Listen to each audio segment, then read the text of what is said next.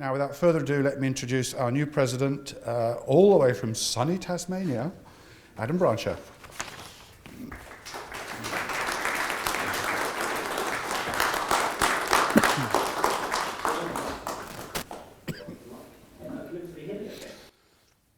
Thanks, Mike. I'm very proud and humbled to be given this opportunity to address you all today and to open our 25th anniversary conference. As you may have noticed, I'm from Australia.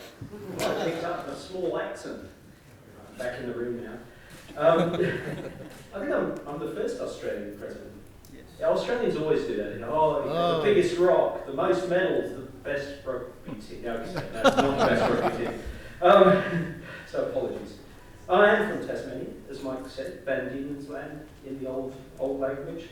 It's a very beautiful island with a large sort of northern island just above us. It's well worth a visit, and any member that does find themselves that far south will certainly take you out, show you a good time, get you into bed by 9 o'clock. But seriously, it is a gorgeous place. It is a long way south. We get the Antarctic weather, the 3 Australian bases every morning. At the moment, if you're interested, it is minus 25.4 in Mawson Base. It's probably more a function of the Antarctic Division being based there, but it certainly reminds you that you are at the back end of the world. I was about to continue with a joke about how unusual it was for an Australian to appear in a suit outside of a courtroom, but I think you cornered the dad joke market last night, so I'm not going to go there. It was a fantastic evening. Thanks very much indeed. Glad you enjoyed it. What I would like to talk about, though, is a different aspect of Australian culture. If we were doing this in Australia, we would invite an Aboriginal elder to come along and welcome us to country. It will probably be done in one of the hundreds of local languages. People probably don't realise just how many language groups and different mobs there are down there.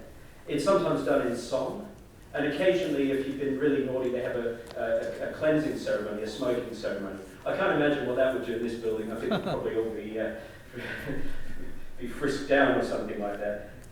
But essentially, it's the traditional welcome to the land that you're gathering on, and a welcome to the other mobs that are coming into the land, and it's really an acknowledgement of the ancestors that have walked that land prior to whichever gathering it is.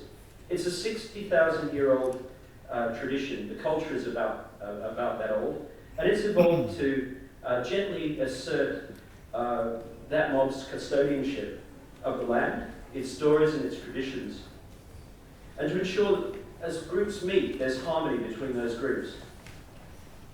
We're an international association, and we come together today on this land to meet, to exchange our ideas, our stories, and to strengthen our bonds. So I think it's important that we acknowledge the group of surveyors, and I met one of the originals today, who 25 years ago actually brought us into being, to ensure that our profession is well represented, well organised, and well educated. We really do stand on the shoulders of those, dare I say, ancestors of ours, and we're deeply grateful for their efforts. And of course, we're also grateful for the efforts of the people who over the last 25 years have contributed to making IIMS the strongest, dare I say, the most credible marine surveying association on the planet. We're looking forward to this conference, and I suggest you're all committing to taking what we learned here away, to applying it, and to really continue to live that profession and continue to grow. And I suppose set the scene for the next 25 years. As I previously said, we thank the organisers of this conference. Mike and his team are absolutely fantastic. And we also thank the people that have given up their time to come and speak to us today from all over the world. I've been asked how as president I'll measure success during my tenure. I suppose it comes down to really two things. One is I'd like to see more young surveyors in a couple of years looking back. And I'd like to see more women in the profession, which traditionally has not been something that has happened. I suppose the second measure of success is I don't want to use the words America's President Donald Trump, because I think, and for being completely apolitical, I think the world would have spun on its axis, if I have to say that.